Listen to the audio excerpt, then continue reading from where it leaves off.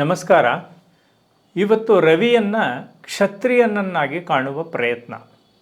4 ವರ್ಣಗಳಲ್ಲಿ ಕ್ಷತ್ರಿಯ ವರ್ಣ ಅದನ್ನು ನೋಡುವ ಪ್ರಯತ್ನ. ರವಿ ಯಾವ ರೀತಿಯಲ್ಲಿ ನಮಗೆ ಕ್ಷತ್ರಿಯನಾಗಿ ಕಾಣ್ತಾನೆ ಅಂತ ಕವಿಯ ಕಣ್ಣಲ್ಲಿ ನೋಡ್ತೇವೆ.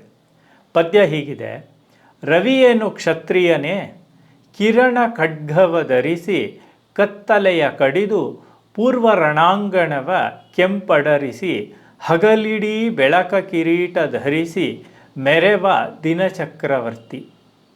ತಂದಿಹನು ಈ ದಿನದ ಕದನಕ್ಕೆ ರಕ್ತ ತಿಲಕ. ಇಲ್ಲಿ ಪ್ರಶ್ನೆ ಮೊದಲನೇ ವಾಕ್ಯ ಪದಪುಂಜದಲ್ಲಿ ಮೊದಲನೇ ಸಾಲಿನಲ್ಲಿ ಪ್ರಶ್ನೆ ಕೇಳ್ತಾ ಇದ್ದೀವಿ. ರವಿ ಏನು ಕ್ಷತ್ರಿಯನೇ, ರವಿ ಏನು ಕ್ಷತ್ರಿಯ ಏನಪ್ಪ, ಯಾಕೆ ಸಂದೇಹ ಬಂತು? ಕಿರಣ ಖಡ್ಗವ ಧರಿಸಿ, ಅವನು ಕಿರಣಗಳ ಖಡ್ಗವನ್ನು ಧರಿಸಿದ್ದಾನೆ. ಕತ್ತಲೆಯ ಕಡಿದು, ಕತ್ತಲೆಯನ್ನು ಕಡಿತಾನೆ ಅಂದರೆ ಕೊಲ್ತಾನೆ.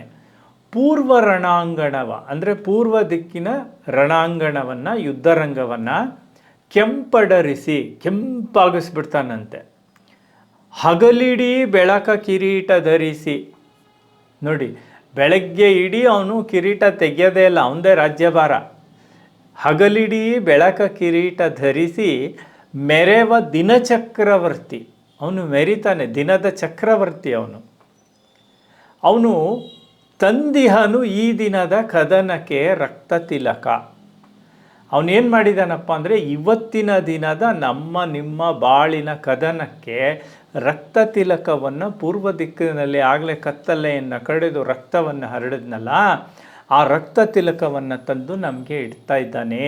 ನಮ್ಮ ಕದನಗಳಿಗೆ ಏಳಿರಿ, ಸಿದ್ಧರಾಗಿ, ಅವನಂತೆಯೇ ಗೆದ್ದು ವಿಜಯಿಗಳಾಗಿ ಅನ್ನೋದು ಇವತ್ತಿನ ಪದ್ಯದ ಆಶಯ. ನಮಸ್ಕಾರ.